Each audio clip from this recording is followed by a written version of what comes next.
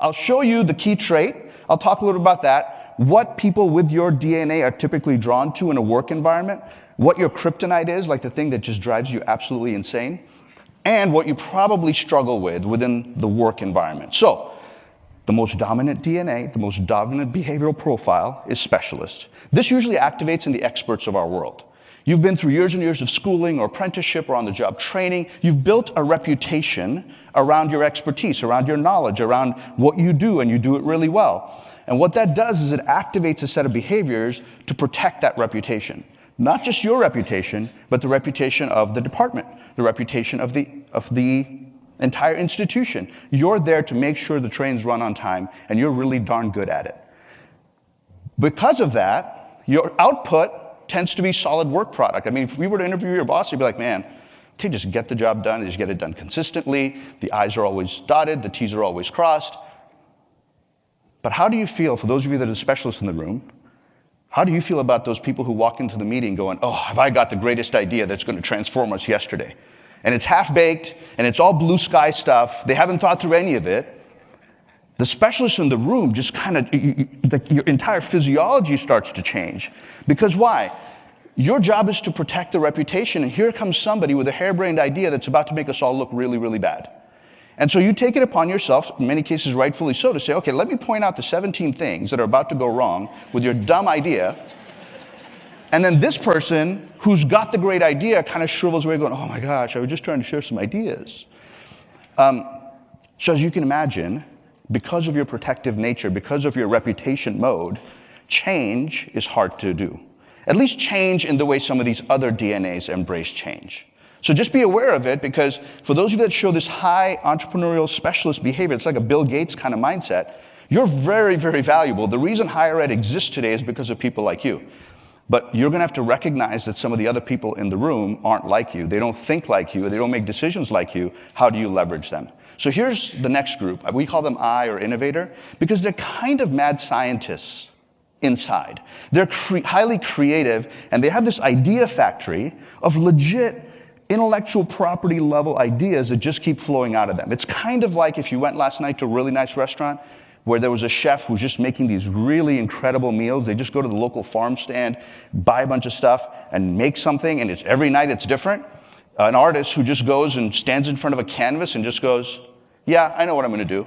The rest of us are like, how did you do that? Well, Innovator DNA, that kind of Steve Jobs, Elon Musk kind of mindset, just innovates and creates. So these people love being in the early stage of ideation because they can have a huge impact on it, and they tend to put out breakthrough innovation. The problem is, when they put out breakthrough innovation and the boss says, ooh, you are so good at all this stuff, I'm going to put you in charge of 17 people and 10 staff meetings and TPS reports and all kinds of cool stuff. And the innovator, for those of you that show this ID and are like, oh my God, I'm like drained. It's 4:30 in the afternoon and it feels like I've been at work all week. Because that's not who you are. You should be in the idea factory, and let's say you've been promoted now to a manager role, that's not very exciting for you, which is why Steve Jobs got fired the first time. They're just not wired for it. And so the pain point for this DNA is there's so many ideas, there's so much transformation they can deliver, there's just not enough time. It just can't happen fast enough. All right, B. B stands for builder. And kind of like it's describing itself, its main thing is infrastructure. It wants to gobble up as much infrastructure as fast as possible. That's what drives most of the decisions. So if a specialist is like, look, we just have to protect reputation. We just have to do a good job and not screw things up. And the innovator's like, I want to change the world. The builder mindset is, I want to take over the world. And if you get in my way, well, you're just going to be roadkill. Have any of you worked for this person? These people are pre-wired to drive high growth. A lot of us can talk about high growth, but these people actually drive high growth. They will drive people, they will move people. There's this Pied Piper like, I know where I'm going, come with me. And we are like, I guess I should go with you because I'm kind of excited about what you're saying. And they go. High growth environments, they love to be in these rapid change environments, but man, put that builder in an environment where the board says, oh, no, we don't do that. Or the boss says, oh, no, let's not rock the boat. They become like a caged lion or tiger. If you all remember the Dr. Jekyll and Mr. Hyde thing, wonderful humans most of the time, but you get in the way of their strategy, and your head's about to come off. In a staff meeting, in public, it doesn't really matter, because the desire to gobble up infrastructure is just going, and nothing's going to get in the way. So, if some of you have strong builder DNA, or you've worked for someone with this strong builder tendency, you can imagine they go through relationships like a tornado in Wichita. All right, collateral damage is just part of the package. Then, a very rare DNA in higher ed, but very prevalent in the rest of industry, is what we call opportunist. This would be like a Richard Branson, whose first book was called Screw It, Let's Do It. Right? Every idea is a good idea. If it makes money, let's go for it. What are we waiting for? Fast, fast, fast. What's the next big shiny object we can get excited about? That's how opportunists think.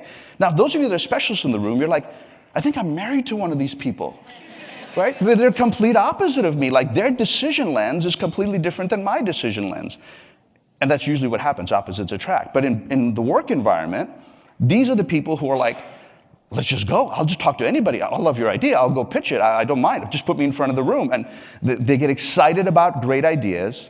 They have no problem facing rejection. And they will just go. Specialists, you hate rejection, right? You just don't want to look bad. These people could care less. Why? Because there's some big carrot at the end. Whatever it is, a win for our team, money for me, us looking good. Opportunists just want to be at the party and light it up. Their challenge tends to be, oh man, if there's a shiny object, and there's a shiny object, and there's a shiny object, which one should I go for? I think I'll go for them all. So focus can become an issue. So if you recognize that somebody on your staff has this behavior, they're very kind of front of the room, outgoing, shake hands, kiss babies type, please don't expect the TPS report to appear on time. It's just not going to. It just won't. It's just not who they are. That's not what's exciting or important to them, right? So